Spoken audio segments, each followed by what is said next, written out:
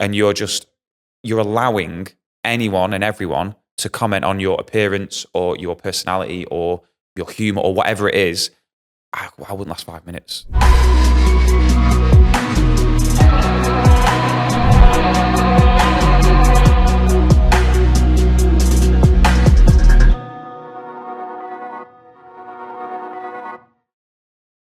Welcome back to another episode of Managed. I'm really excited because this week we have the head of influencer marketing for FootAsylum here. He is someone who gets to speak to me every day. Lucky guy. His name is Tom Leech. Welcome. Is that saying right? That is, yeah. You got it. Last time, once someone put him on the guest list as Tom Nash. Yeah. It wasn't my fault. And he was like, Hannah, my name's not Tom Nash. Yeah. But like anyway, Tom Nash though, so we'll start fine. again. Tom Leech! Woo! Hi. Hello, Hannah Holland. How are you, darling? I'm good, mate. I'm good. How are you? I'm good. So our journey together has been a really interesting one. Yeah. Because when I met you worked for Upload as a talent manager. Yes, correct. And now you are, my point of contact and influencer manager. So like, if you want to be a digital creator, you are the man to impress. That's very kind, I think. I would say it's true. It's true. Okay, all right. Whether that's factually correct or not. We'll take it. My opinion. That's fine, we'll take it. At FootAsylum. Yes. And arguably FootAsylum were the first ever brand to really dominate the YouTube creator space, who is a brand who isn't, you wouldn't necessarily at the beginning have thought of long form YouTube with brands. Yep. It was kind of formats that people creating shows and monetizing, whereas FootAsylum were kind of the first, if I'm not mistaken. I would agree. I would definitely agree. And everyone at FootAsylum will be hoping that I would agree with that, but I would definitely do, yeah. No, you're right. It's, they were the first ones, and it's testament to them, I guess, the whole team, that it's still where it is today, and it's like a part of UK culture, I think, in our industry. No one comes close. Does the Shoe Fit was one of the first things I ever watched really on YouTube, because I'm not a YouTube gal, right? Yeah. I was never into like the makeup tutorials, like some girls, and I'm not into the vlogs that, when creators, just chat about their lives. Maybe it's because I am just so hectic. Like, I'm very hectic. Everything I do is very hectic. I can't sit down and watch things like that. You can't just chill out. But basically. I love it like a dramatic format. Yes. And Does the Shoe Fit, I think, was, I honestly don't know many people don't know that format. Exactly. Yeah. And I think everyone knows, who's Jordan again? The viral clips that came from that are the fact that they're still like rerun every year, like, and they will be for ages. It's the memes and the video memes incredible. That come from it. So good. The content itself is so good. And it was a culmination of like so many moving parts that came together to make that. Like, I mean, it was before my time at FootAsylum, sadly, but now working there and seeing what goes into every single shoot that they do, or we do, should I say, the production that went into that in particular, and all the moving parts you have to get correct, like the talent on the day, like the set, the extras, every tiny little thing has to be perfect for you to get a show like that has all of those like viral and memeable clips, as you say. Well, we did a shoot the other day, which will kind of lead me to my next point later down, but we did a shoot the other day, and I couldn't believe how many people were there. It was probably, even when we've done TV before, there isn't necessarily as big of a crew, but it was every single aspect was to a T. Even the runners who were sorting teas, coffees. There was always an influx of food. Even the extras were getting fed. And, I've been on a shoot, I think I told you before, I've been on a shoot before where me and my talent actually had been forgotten in the lunch run. And so it's so easy to forget those minor parts in a shoot. So the fact that it's done so well is a credit to you guys. Yeah, and to Cowshed, obviously our we've already had Cowshed on here, so we'll just let them. They've done their bit. Okay, but it's Cowshed like do a great job. The whole like everyone that's there on set on a shoot day is like, everyone wants to make it feel as little like work as possible, and like I'm lucky in the position I'm in that when I go to any shoot, a FootAsylum shoot, it doesn't feel like work. It's genuinely fun. You were doing your best socialising. I was loving it. Schmoozing. You were schmoozing. Always schmoozing. I literally saw you, and it was like long lost friends. I was like, Tom! And it's even better because we were almost like pen friends for so long, because everything, Upload, who they organised Locked In with Grace. Yeah, so Upload book the talent for Locked In, obviously with the help of FootAsylum, but uploaded the ones that actually booked the talent and were the ones that booked Grace for Locked In. So, and you were I guess our manager at Upload. Yes. So for a long time, it was just me and you chatting. Yeah. And you see someone's WhatsApp picture. Yeah. And then I think actually that shoot was the first time. No, actually we went for breakfast, but before that it was like we never really met. It was like in a work environment we hadn't but it felt like we were long time friends. Yeah. Long lost pals, yeah. Long lost pals, especially when if things don't go 100% and will kind of lead us to the Locked In of, Grace's eviction and stuff like that. But it was great to actually meet you, and you're not blessed every day in this industry where you get on with people you work with from different organisations. Yeah. And I remember when you moved over to FootAsylum, you were like, "Hannah, can I call you?" And I was like, "What do you want?" This means trouble, basically. Because if you can't WhatsApp it, sometimes something's gone wrong. He was like, "I just want to let you know I'm moving over to FootAsylum," and I was like, "Oh, phenomenal!" And I was so happy for you. And then you're like, "And I'm taking over as the manager for Grace," and just to put it out there, this will be known by them, but GK Barry is the new face of FootAsylum Women's. Yes, she is. Yes, which I think is not a surprise. No, but even your socials haven't made it that shocking. Guess who's back? Yeah. We've got to build interest in it. But no, she, obviously, I'm sure we'll get onto Grace in more detail. But her being the face of FootAsylum Women's absolutely perfect. There's not many others that would even. Yeah, that would come as close to her where she is at the minute in her career and how popular she is and how engaged her audience is and all those things just make a perfect fit, basically. So before I kind of go into the Locked In side, I think because I think a lot of people who listen to this episode in particular might be digital creators or managers of digital creators. Yep. And I think especially now and how far FootAsylum have come in their presence in the digital sphere, as it were. Yeah. How do you select your digital creators? Because I think a lot of people will be looking at, how do I get into Locked In? How do I become someone who is, what does it take to be the next big digital creator, especially to be looked at? And I know it is a very vague, big question, but I think it's such an important one because even before especially as I was growing as an agency and as a manager, it was a case of, I think this person would be great, but how do you show the world and especially, people in your position that what you're seeing? Do you see what I mean? Yeah. No, it's a very good question, mate. It's a hard one to answer because I guess you try and engulf yourself in, I'm on social media, I watch YouTube in my spare time, like I have anyway, regardless of work. So I'm trying to keep my finger on the pulse in terms of, who's potentially going to be the next big thing. Again, Grace is a great example of when we booked her for Locked In. She just kept coming up on my For You page and I was to the point where you'd notice it and you'd be like, okay, well, who's this and why are they so popular? And you do a bit of a deep dive into their socials, but there's no one size fits all. It's not like, here's what makes a great FootAsylum candidate. There's a mixture of things, but I guess having an engaged audience is one of the most important things, obviously, which you can't really buy that. The thing is, that's actually a great point because I've seen it before, especially with talent who apply for us sometimes. They'll have 2 million followers and I'm like, how have you only got 7,000 views? Yeah. And it has to match, and it's either you're missing something with the audience or it's not necessarily an accurate representation of your audience. Exactly. Exactly. So I mean, it's finding those people with engaged audiences that you've got to try, and obviously I know the FootAsylum brand really well now, so I know or I have a good idea of who the audience would resonate with.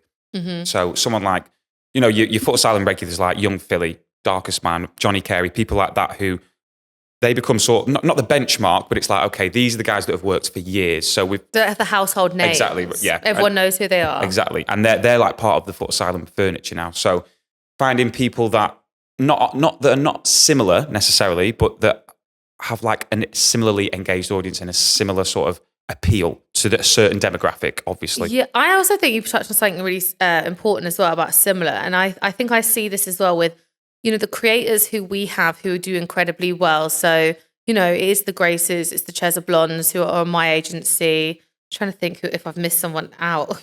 Charlie Marlowe's. Yeah. It's not one size fits all. And I think the mistake I see a lot, especially with people who maybe apply for us, especially on the digital side, is they go, okay, she's doing really incredibly well.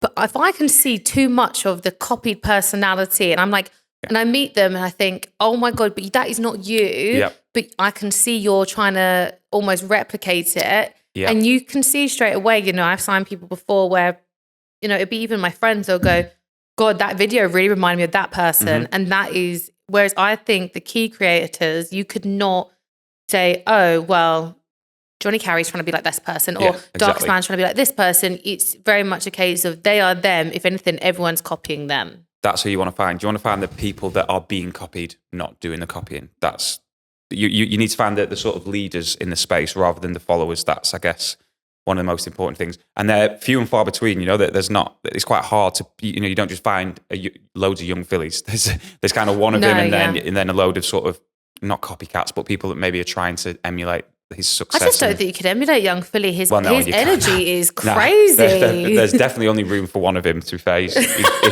He's brilliant. But yeah, it is, yeah, like you say, you can't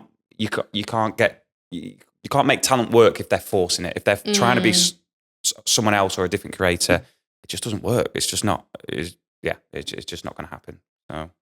Yeah, I agree. And I think as well, because I also, not all your creators were found through things like Locked In and whatnot. I know obviously on Anastasia Kingsnorth, Grace, they were obviously found through Locked In. But in terms of like young Philly, was it just like, do you think a natural sort of, because obviously young Philly, even you had Conan on there. You had some of the Islanders, like boy Islanders, like Josh, was it? We had Jack Fowler and Jordan as well. Yeah. I would literally, I don't know how I've got Jordan, because Jordan's is like one of the most iconic clips. Yeah. So when you're picking those talent, is it a case of you're going, right, you know, this is what's working, this is kind of where the audience is sort of seeing it, and it's kind of an independent, and I guess, I'm guessing that at some points you've gone, it probably maybe wasn't the right match. Because sometimes we've done it and we're like, maybe it's not the right match. Yeah, 100%. Not necessarily of us picking talent, but in terms of maybe brands or things like that. It's like, or sometimes talent, they can be incredible on reality TV, for example, when they can't see anyone's watching, and then there's a crew of 30 and you're like, and they go action, and it's like, it's a different ball game. It's petrifying though. 100%. There's only 2 people in front of us, and the first day, I was literally like, But yeah, no, you're right. You can't get it right every time either. There's going to be times where you pick the wrong talent, or it's the wrong format or the wrong creative. I mean, luckily at FootAsylum, that from what I've seen is I don't think it's happened rare. yet. And if it has, it's something maybe more internal than external. And it will be like, if it's happened. I mean, I've only been there sort of 6 weeks, but. And I've got him straight off the back, guys. I know. But if it has happened, it will be something minor, and it'll be like, okay, that didn't quite work. How can we avoid it next time or improve it next time? It's things like that, where as opposed to being like, oh God, that shoot absolutely flopped. Like, I can't think of a FootAsylum, and not being biased, as I used to watch the channel way before I was even in the industry or whatever.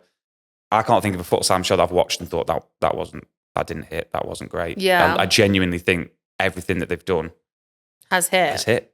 But speaking of hitters, Locked In. And Locked In seems to be like the new big thing, because I think before it was Does the Shoe Fit? And I know that's kind of, I don't know the full ins and outs, but I know it's not as consistent as it was. Yeah. I'm not going to say too much because I don't know the full ins and outs, but Locked In is the one that everyone waits for. Every digital creator we speak to is, I want to be on Locked In. And I think it's worse because they know we know that team. I think sometimes creators think it's like it's a God-given that we can do it. And I think, especially as a manager, and I think any manager who worked with you or has done similar things can agree, you can't guarantee it for all your talent. It's never going to be the way. Nothing always fits. And every year there is definitely a new spec of talent. You can't have, a different version of the same cast. Everyone wants different every year. Yeah. And I think that is definitely something that maybe the pressure that I have felt a couple of times this year interviewing talent and seeing if they're the right fit. Yeah. They're like, well, I know you can get me on Locked In. I'm like, is it? Is you actually get that? I've had it a couple of times. So I'm like this. Oh, I can't guarantee we can put you in front of the right people. Yeah. But, that's interesting that is, it's a good benchmark. Yeah, 100%. But that's interesting that it's obviously thought that highly of, that people are interviewing to, be a part of your agency, and that's something that they would bring up. Like, I mean, obviously it's testament to the team behind it, the team that like created it in the first place. Like, I really enjoy the I really enjoyed hearing the behind the scenes of Locked In for Grace's series. And, you know, I think we should just address it now. You did evict her. I mean, I wasn't. It was a fake eviction because actually, even speaking to some of your team, it was Anne Cowshed's team. Everyone was going, you only brought her back because of this. And that actually wasn't the case. I was informed by it before. I had the really fun job of informing Grace's boyfriend, parents. Oh, yeah. Billy, Billy was literally so concerned. And he was like, oh, she's upset. I'm like, but she knew, she got told literally the moment she brought out, she was told straight away. You're going straight back in, love. I had George on one of the episodes, and he said she cried because she wasn't allowed her phone back in between that time. In that gap. And that was why she was more upset. Yeah. And I thought, typical. But Locked In has become a bit of a British favourite, I would say, especially in the YouTube scene. 100%, yeah. Numbers-wise, yeah. I spoke to you before. You can't find those stats, really. It's not like a public stat. But roughly, how many people do you think watched? Especially, maybe the last series is a better analysis of it because it obviously, compared to the first series, you're building that audience. Yeah. Well, last series, there was 14 episodes, not including the reunion, but there was 14 episodes, and they averaged 1 million views an episode. Jesus. And if you think that they're like 40, 50 minutes long, that's like incredible numbers, really. That's it's I was one of those million. Same, to be fair. So that's 2 of the audience. But what one figure that annoyingly we can't get is how many people were going mental that Grace had left. I wish I knew that too, because I had her social media and it ruined my Saturday night for sure. Everyone was kicking off. Mm-hmm. Everyone also assumed she had her phone back too. So we were really strict on who we told. So it was just her best friend, Tat, Billy, and her parents who knew. And I said to them, no one else can know. My team knew also because I had to. Everyone was like, what the hell is happening? Actually, they were the last people I forgot to tell. So by the time I told them, they were like kicking off already. And they were like, Hannah, what the hell's going on? Do you know? And I was like, yeah, I do. Sorry. Yeah, she's going back in. Don't worry. Don't panic. We kept it, and everyone was like messaging, like, you've been cheated. And it was literally message after message after message. The TikToks were going crazy. Yeah. And I think even if it wasn't a fake eviction, I don't think you would have had a choice but to bring her back. No, 100%. She was. It's a good position to be in. But and it actually worked out nicely in that, again, audience engagement. Because of that, we got inundated. Obviously, people were abused. Some people were quite like trolling you guys. But then, obviously, it worked in FootAsylum's favour when they then chucked it back in, and everyone was like, oh, yeah, okay, great. Oh, yay. Hooray for FootAsylum kind of thing. So, it worked out very nicely in the end. It could have been disastrous, but it worked out well, and she smashed it, and hence she's now the face of FootAsylum Women's for I know the she's next year. Obviously by the time this goes live, it will be everywhere, but we are going to see her billboard announcement. We are, yes, and I'm very excited. Yes, indeed. I got the final proofs just before we went on. I approved them. Yeah. And I'm very excited. Same. I can't wait. And also next Tuesday, and obviously by the time this goes out as well, it'll have been great. This Grace's first FootAsylum episode. In fact, a few of them might have gone live by now, I would imagine, if this is. No, only the one. Well, it depends where we go live. But maybe. But one of them will be live, so if you haven't watched it, make sure you go watch it. And then there is one abroad, so keep an eye out. Oh, God, yeah.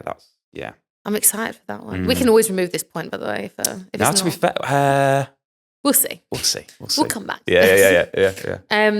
So that is very exciting. Yes. You're now recruiting for the new Locked In series. We're casting as we literally before I came in. The last meeting I had was with Cowshed and the FootAsylum team about let's start now because we don't film until end of October. It is, but you do. Like I remember, we agreed it like a few months before. Months in advance, exactly. It's kind of like TV in a way. We've worked with TV, and for example, the month is March, and we start filming for a Christmas show in April for one of our talent, which is really exciting. She's one of our TV talent. I don't even think I've mentioned her name because I'm scared I'll get sued. But she, and that's so far in advance. And actually, you guys aren't that far off the same TV model. Exactly. It's, it's probably still a bit closer, but you are aware. And also contract-wise, I remember how long it was.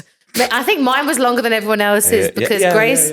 Yeah, I know mine's always the longest because I'm really strict. I am always really strict with contracts. I think anyone knows me knows I am a stickler, but Grace had a metaphobia, which is why she didn't do the eating challenge. Yep. So we did have a good reason for her not to. Yeah. But that was her one thing. She was like, I'm not doing it if they're going to make me eat because she is afraid to be sick. And I think things like that are really important as a manager to be able to say that and not force your talent to do things. Do you want to kind of walk us through it? Because what did you do before Upload? Yeah, I'll shorten it down because I don't want to bore you, but it's... You could never bore me. So I was a digital content manager at AXA, the insurance company. Insurance? Really what insurance is that? Any life, car, home insurance, all that. Oh my God. So business? Yeah. Oh, I've got business insurance. But basically, it was down to a bit of luck, bit of initiative, bit of perseverance. Basically, one of my an ex-girlfriend of mine used to be in TV, and her manager. So when we brought you to the tour, some people recognised him from OK Magazine, no. which I did think was the funniest thing I've ever heard. By the way, you've mentioned it. I would never have mentioned it. You mentioned TV, but there's only because there's a reason for it. But basically, I set up just set up a Gmail account and did a bit of her. I acted as her agent. Basically, she had a manager who looked after all the TV stuff. But her manager didn't have time to do brand dealy kind of thing. So it's a very different thing for a lot of people. Exactly. And it's definitely new because social media is still a new way of making money. Yeah, exactly. And what I realised with my partner at the time was she was very brand friendly. So I was getting little bits and pieces, little deals. Sometimes it was just freebies and things like that in exchange for social stories, posts, whatever. Gifting's always great. And then it was and then it just so happened that the YouTube boxing stuff, KSI and Logan Paul, the first one that was in Manchester, I'd been following it, and I wanted to go. So a bit selfishly, I got in touch with Upload Agency and the owner Stuart.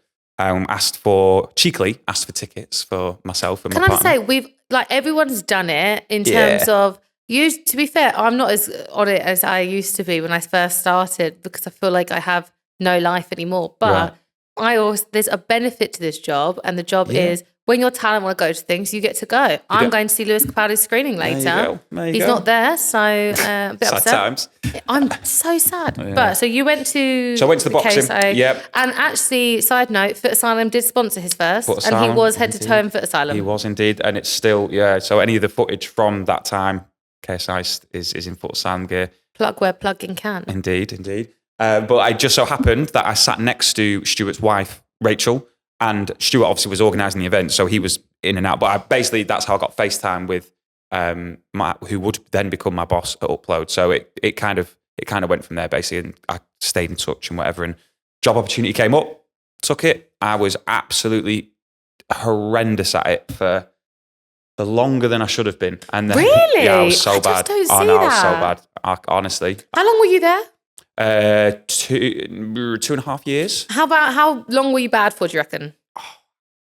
At least 6 months. I don't know how I was still in the job, to be honest. I'm so glad I got you the back end because you were definitely the best of the best there. I'll tell that.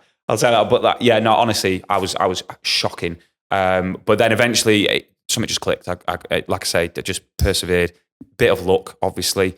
And some of the talent at Upload, if it wasn't for how easy and nice they were to work with, there's two lads called 2Sync, these FIFA gamers, who are just it's not that often, obviously, as you will know, that you come across genuinely all-round sound people just in our industry. It's a northern statement, all-round sound. But people like them basically helped me to figure it out, and eventually I got it, and then I got to a point where I could keep improving, and then ended up at FootAsylum, which has been the best 6 weeks of my career so far. Has been since I started with FootAsylum. I did tell you this the other day. I did speak to your boss, and Howard. I wasn't going to say his name, but Howard. Howard, he'll love it. Howard Tatzel, full name. Yeah. Howard was saying how incredible you were, and I am always one for bigging people up anyway. So I wasn't going to tell you at the time. And then when I saw you, we went for drinks the other day. Yeah. And I was like, I'll let you know, your boss absolutely thinks you're incredible. Because I don't think that happens all the time. And it's not every day I go on a shoot where, Howard couldn't sing higher praises of his team. And it's so special because also I'm a manager, so I'm kind of like an outsider, and I was made to feel very much like part of the furniture and part of the family, and I did feel great being there. And I was so like, this is like a year contract, so I was so excited, like for the next year. And of course, we are traveling abroad together and stuff, and it has you have to feel comfortable with people. And I wouldn't say it happens every day. No. It's it's a lot. I'm really lucky. I've never had a bad experience with a brand where I've never felt uncomfortable. Yeah. But in terms of, I've got a very different personality. Like, I'm very eccentric. I'm sure you'd say the same. What I feel is on my sleeve. My art. What is that saying? Your heart's on your sleeve. My heart's on my sleeve. There we so go. It is very clear as day. And I think you've seen it when I'm not happy. Like, I'm always just like very honest. And he just made me feel very comfortable. And the way he spoke about the team. Yeah. And even the whole team, when I came in, everyone was so excited to see me. I thought, Christ, I wish people, when I got home, felt this way. Do you know what? That's the thing though about the FootAsylum team. Like, that's how it is all the time. Whether we're in the office, on a shoot, wherever, everyone loves working for him. I got it from the first day that I walked in, and I was like, everyone was so sound, and everyone's like I said on the shoots, everyone goes out of their way to make sure everyone's comfortable. Like you were just saying, that's how we want everyone to feel. We want it to feel like everyone can be relaxed, and that's how you get the best out of people, right? When people are comfortable and happy to be there. You can tell that with the creators too. Like Darkest Man, I've never met him before, and he was incredibly lovely. So was Johnny Carey. Yeah. Johnny Carey. Yeah. He was. Yeah, and you could just tell they were really comfortable. And it was happy just to be there, and it was it was. And didn't Darkest Man just come back from Australia? He had just got back from Australia. And bless him. Yeah, I felt for him because he was the utmost professional. Yeah, he is. I was going to say underrated. He is very rated in his space, but I think he's one of the funniest people on the platform. He's just very hilarious. Funny. I can't wait until it comes out. Yes. And I'm actually going to hold this back until it comes out because I want to say, because it was guessing couples. Yes. Red flags. Yes. And one of them he got, and honestly, no one would have got it. No. I don't know how he did. It was like they were in their 40s, so it was a bit of an older sort of group. And I was convinced it was someone else. Because I was on the sidelines and I was like, right, no, he's got it so wrong.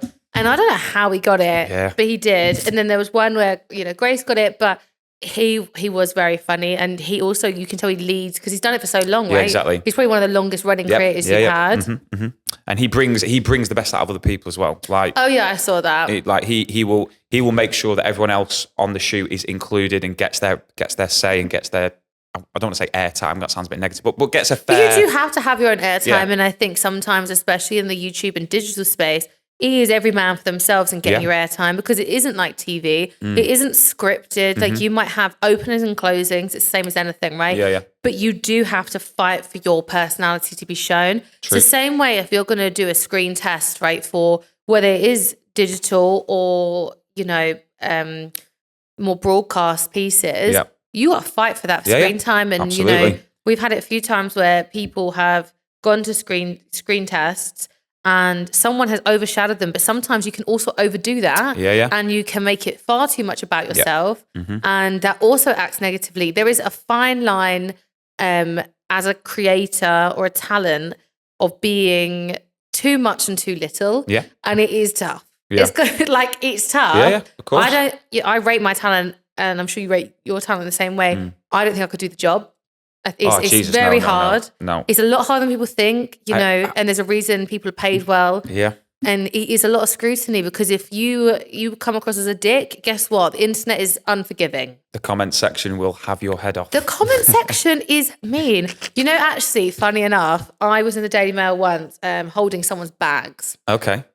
And I won't lie, it was very unflattering lighting. Okay. I wouldn't say I looked like the best. Okay. Someone said I looked like Coco the Clown. And I remember I looked at it, I was like this, it was cold. And it was, so my cheeks were really red. Yeah. And I thought, wow, I'm actually in the background, so I'm not even in this picture. Mm-hmm. Yet somehow someone came for me, and I thought, I always to this day say to people, don't read comments, especially Daily Mail. Jesus Christ. Because they're so vicious. And to be honest with you, whoever said that, but no, that is a valid point though. That I know that these guys are paid very well, and a lot of them live very lavish and and great lifestyles and whatnot. But do you know, a lot of my creators don't really spend that much money, to be honest. Sometimes I wish they'd make it look like I actually make them more money than than they pretend they do, because but like they do have there is a downside to it. It's not all like rainbows and butterflies. There's the comment sections. I couldn't fucking deal with that. Like, not in a million years. Like, knowing you have to turn them funny. I think you have to laugh. Yeah, you have to, because if you think about it, if you're putting yourself out there in front of so many people every day or every other day, whenever it is, and you're allowing anyone and everyone to comment on your appearance or your personality or your humor or whatever it is, I wouldn't last 5 minutes. I literally would not last 5 minutes. No, the thing is as well, like, listen, I've had my fair share of bullying. Do you think I went to a school in South London and didn't get my fair? I'm ginger.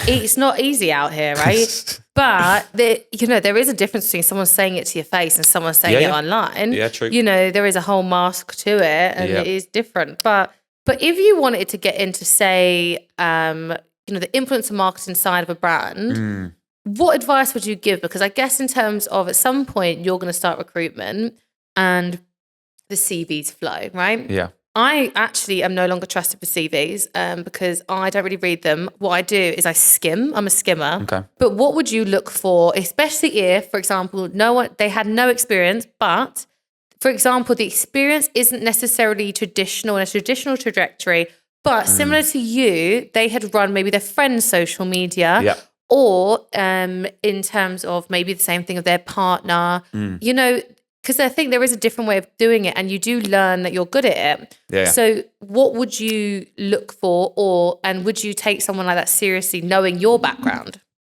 Yeah, so I think the first thing I'd look for would be any signs of a work ethic, right? So if someone puts a CV in front of you, and at some period they were, just a random example, like they were working 2 jobs, or there was some job where the hours were like insane hours, stuff like that is important, obviously, because in this industry, as you know better than most, there's no such thing as like a shift. You're on. You said this to me the other day. You messaged me at like midnight, and I was like, I'm working. I'm still working, and you were like, go to bed. I was like, well, no, you're still working, clearly. Exactly. So we're all guilty. But I think work ethic you can't teach either, because I used to work in Debenhams, and at night I'd go work at Yates's in Croydon, right? Which was tough. I won't lie. It wasn't like the crowd wasn't that friendly. No, I can imagine. Yeah, it's now doesn't exist. Yeah, so does it all? So work, because I think you can't walk. However you get into this industry, you can't do it if you've not got a good work ethic. I've seen people try to get into it and get found out. If you don't have it, if you don't put the hours in, you're just going to fail. Also, like being personable and being able to build relationships. That's the thing that I found most important. Being able to build and maintain relationships, because ultimately that's what it comes down to. Whether it's with talent managers, brands, whoever it is, if you can't build and maintain a relationship, everything is relationships. And I always say to my team as well, if you're going to burn them, there better be a good reason. It's very rarely do we do that, but there's been a couple. But also, don't be a mat, like someone who walks all over you, because I've seen that happen too. And I think sometimes the age thing happens. You are also a young man. I was not to say like me, but I'm a young woman. But you know what I mean? So it's like people do kind of sometimes maybe try and belittle. And I think especially the influencer market, if you're not careful, you can essentially alienate yourself from it. And even when we started in the podcast space with talent, people thought we were silly to waste our time there. And even now we've heard it from creators, like, they've been top of the charts. They made no money. Yeah. And I think it is experience, and also being open to learning these new ways of working. Because obviously the industry is constantly evolving. And I think that is something that obviously you're very good at, because you started when, especially if you know what I'm saying, the more, it's not reality TV, what is it? Like the Corries, what are they? Soaps, sorry. The soap world was a bit more dominating in the social space. And, even like YouTubers, Saffron Barker's a good example. She's gone into mainstream TV. It's constantly evolving. And being ahead of that. And like you said, you still watch YouTube, and being ahead of that. I could not make a YouTube video or a TikTok, but I watch them. Could you make a TikTok? Not no amount of money that anyone could pay me. No chance. I'm so bad at it. You know, I tried. Yeah.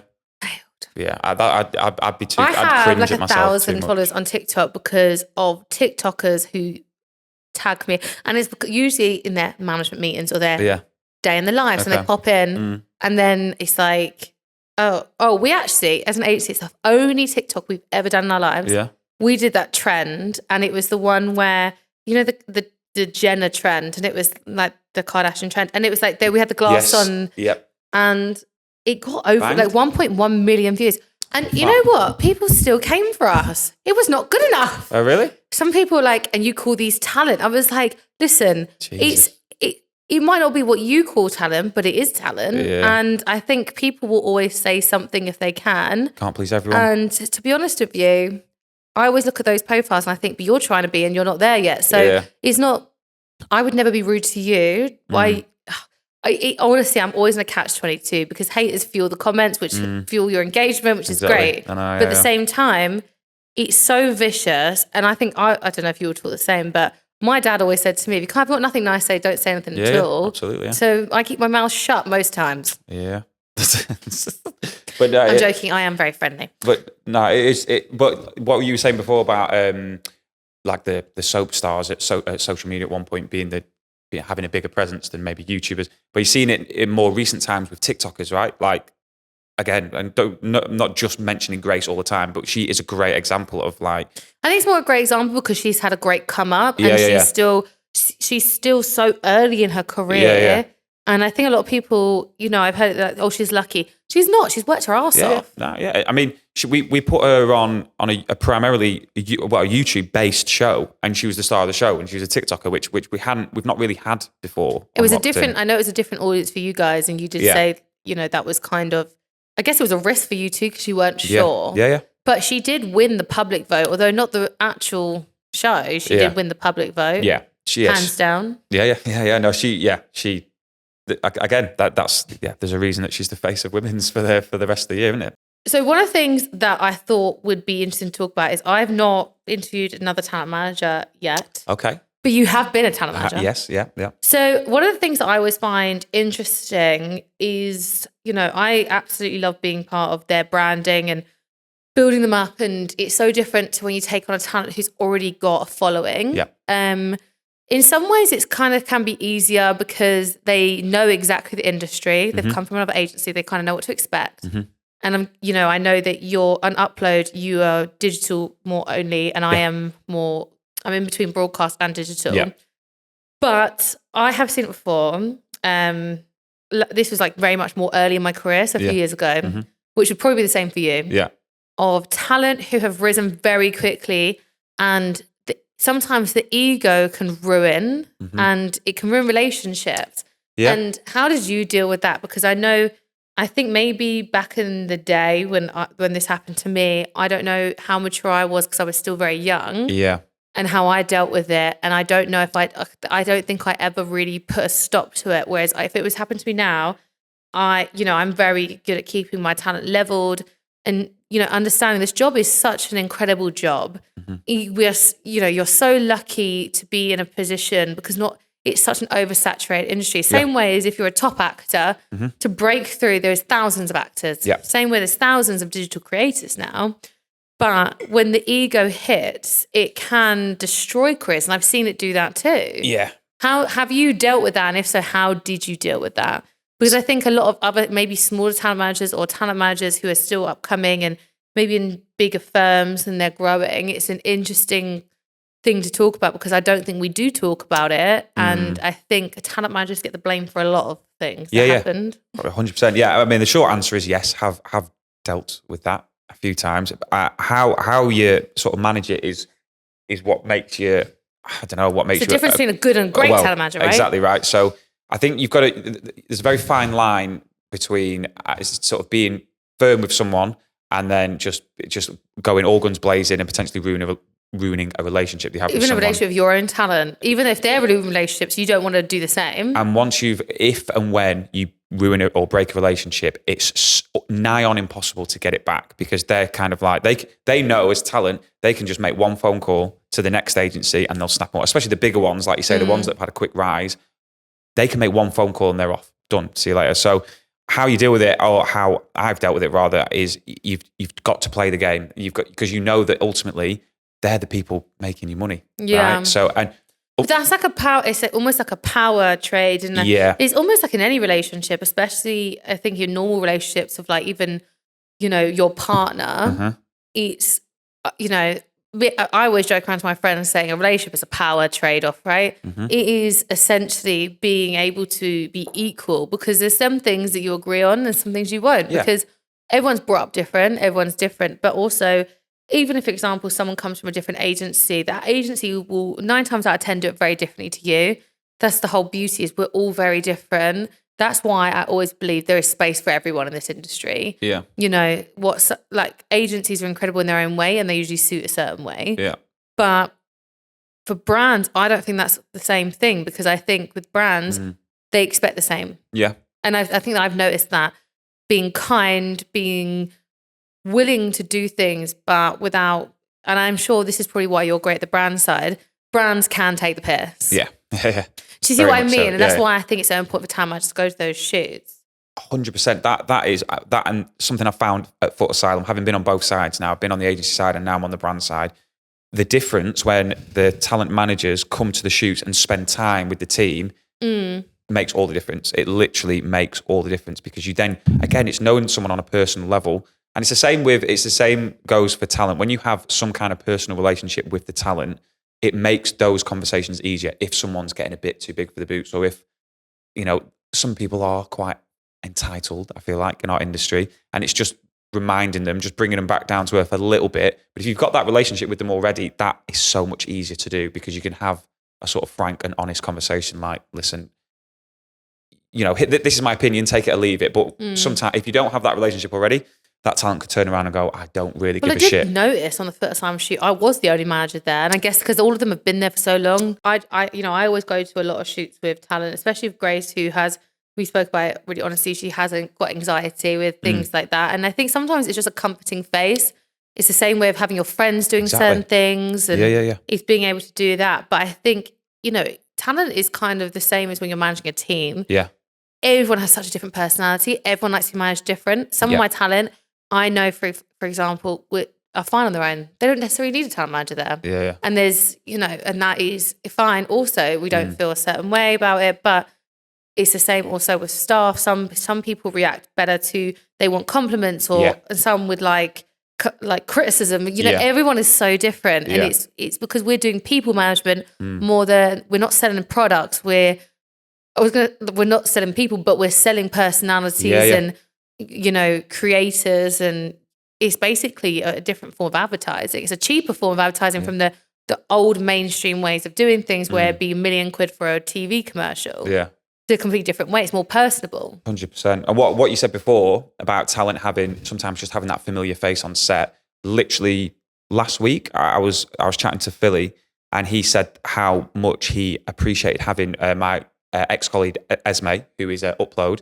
She went to a shoot with him, and he said just having her there, even though she didn't necessarily have to do anything, but he said that knowing she was there and having that option, or having that person to speak to if he needed to, was so much better than not having it.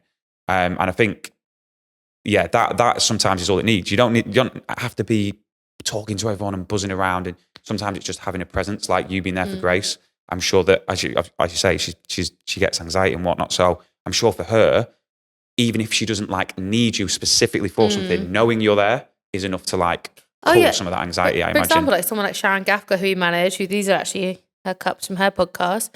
Not over in this corner. She is incredibly confident in being on her own. Yeah. But I know the right shoot, she says to us she would like us there, and everyone's just different. It depends if it's in your comfort zone or it's out. Yeah. And I think that's what it is. But in terms of actually what I think is interesting about the fact that you were a talent manager before, I don't know how involved Upload were with talent, because I don't know the full intricacies of that agency, but did you ever, we're really hands-on, I think you know that as well. Yeah. You know, did you have the same thing of, it's kind of like you're part of every person's life in terms of the ups, the downs, the breakups, the makeups. And I guess also it's different because I would say it was a predominantly male agency. Yes, correct. Whereas we are all female. And females, I think everyone knows, is a bit more forthcoming with their emotions. Yeah. It's just naturally fair. We are. We, you go to a club and you're in the girls' toilets and you could be there for an hour and you've made 2 new best friends. But men are different. And, there's so many conversations about men talking more. And I think it's the most incredible conversation. But did you feel part of that? And if so, if you weren't, do you wish that it was kind of a bit more personable in that way in terms of especially male management? Yeah. I've never managed a man really. I don't know what I would do. I'd be intrigued to see how that would go. I think it'd be good. In a good way. But yeah, no, that was one of my favourite bits of talent management was having the personable relationships with the talent. And some of the guys that I got on with the best are the ones that I got the most out of in terms of like getting them to do stuff. It's not easy to get talent to do stuff on time, as you will know. I can't even turn up on time sometimes. The trains really keep effing with my schedule. But like little things like that, where even deliverables is exactly tough. Getting sometimes you might think like an Instagram story is a 5-second thing, but it's not. The mindset has to be there. Yeah, I've waited weeks for people for Instagram stories. But if you have, like, I know I keep going back to the relationships thing, but that is because I think it's so important. I think though the fact that we keep going back to it is an important thing to show that it's such a core part of our job. Yeah. You could be an incredible talent manager, but if you don't have the relationship, you're just an agent, right? There is I think that I really hate it when I hear about agencies and talent managers. You're only a talent manager if you are literally emotionally there, physically there, and everything else. If you're just bringing in deals, you're an agent. Yeah. I don't know if you'd agree with that. Yeah, 100%. There's a very big difference between. There's more than just money in this industry. Yeah, exactly. And the longitudinal of a talent is based on, I think, a relationship. Because if they don't feel something towards you, they can leave. Like you said, there is a million agencies who will take them. Exactly. It's trust in it. It's if you can build up a level of trust with a talent, they've got you'd hope there's no reason to leave, right? As long as you're doing if you're doing everything in their best interest, which is the whole point of a talent agent or manager, whatever, and they trust you that you're doing that and you're delivering on your sort of promises or whatever, it should be plain sailing. Obviously it's not. Well, I feel like I can speak on this one because I think I've maybe done it a bit more than you in terms of, especially when people come off TV shows. People sell the dream. I don't believe in selling the dream. I believe in saying, this is what I've done. Yep. This is what I know I'm capable of. But I don't want to ever say, I can definitely do this, definitely do this, definitely do this. And I think one of the examples was I said, just because we work with FootAsylum and we have worked on Locked In doesn't mean I can guarantee everyone in Locked In. Yep. And I think that's where relationships break down the most, in over-promising and then under-delivering. Yep. But 100%. in terms of contracts, I kind of briefly mentioned it before. I'm a hot spot on contracts. Yeah. We're very lucky. We've got a lawyer, and I think any agency who's even beginning, the first thing you need to do is get a very good lawyer. I think that's so important because those contracts do bite you in the ass. It's true. Yeah. Contracts and how they run, was that something that, and I'm guessing it's something that kind of sticks with you. Either side, do you think that has been something that's really important to you in terms of especially making sure both parties are fair? And that's something I always say. I hate to try and make a contract more favourable. I know most contracts that come to me are more favourable on one side. There are certain things I'm like, they should be equal both sides, especially in, I'm not going to say what it is because I'll get killed, but in certain things. Yeah. And then there's some things that should definitely be more in the talent's favour, et cetera, et cetera. Yeah, of course. I mean, it's the one that I used to experience the most was you would sign a contract and then you go to a shoot day or whatever, or even if it was just like an Instagram feed post and stories, right? And the brand would be like, "Oh, we couldn't do an extra story, could we?" And it's like, it's not bane of my life. Yeah, that side of it, it is important on that side definitely to make sure that your talent you don't want people taking the piss out of your talent, obviously. But also, it's your own confidence, because I remember when I was a young agency, it's a big brand. You can feel that pressure. Yeah. Have you ever felt that pressure? Yeah, and you feel like because you feel like you've got to please the brand as well, right? Because you want them to keep coming back and using it. So, yeah, yes, the times I experience it or have experienced it the most are on shoots, right? Because when they're there in person, and if you're sat there in front of talent and you're a big brand, and you go, "Oh, Billy, Grace, whoever it might be, you couldn't just do this story for our socials, could you?" And if you as talent don't have your manager there, you'll do it. You'll do it. I think it also depends on that relationship. You know, for me personally, depends really on the relationship. For example, if it's FootAsylum, if there's certain things that I know help, that, you know, say for example, it's that shoot, so I watch this behind the scenes. I don't think that's a massive, big deal because Grace would want to do that anyway. Yeah. But in terms of if it's a case of it's completely different, it's like a swipe up to buy this tracksuit. Exactly. There is a difference. And I think being a good talent manager is being able to differentiate the difference of, right, this is actually works fine. It doesn't really affect the contract because it's actually kind of quite in line with what she's doing. And it's only going on their channel. Yeah. It's, can you post this now saying, I'm wearing this. Can you swipe up? That is a complete different thing. That's a complete different deliverable and that should have its own monetary value, right? And I think that is knowing the difference. And also, brands will always try it, but brands who also respect you will not. Yeah. Because I've learned that maybe the longer I've been in this industry and the longer I've been around, I experience it less now. And I think, I don't know, maybe they're scared of the fire. I don't know. But you've set your stall out, I think, haven't you now? If people in the industry come to you and know that you're not going to stand for them trying to take the piss or trying to get more out of the talent than they've signed for, whatever, not going to do it. So set your stall out early doors. I've always said, like, to be especially, you know, the owner of a business like mine, you have to know that you are giving up a lot. Yeah. And if you think you can do it all, you can't because there is not enough time in the day. You are tired. You're entitled to be tired. You're entitled to have human feelings. And also, like, you know, there are so many different versions of breakdowns that don't involve tears that people don't see, where you could literally just be going like, you know, and my staff have seen it before where I've literally, I think they think I'm going to hit my head on my desk. I'm like, sometimes there's just so much going on. And I think, oh my God, it was definitely you who I said it to you, where you ever feel in between being incredibly grateful and incredibly needing a break. And there is there is that balance of I am so grateful that we are doing so much and I've dreamed of this day, but then also, fuck, I need a break.